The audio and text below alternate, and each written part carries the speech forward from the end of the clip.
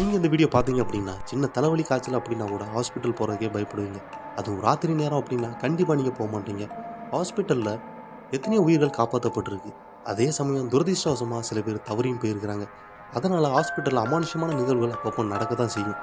அப்படி நடந்த சில நிகழ்வுகளை தான் இன்றைக்கி நாம் பார்க்க போகிறோம். வீடியோ பாருங்கள்.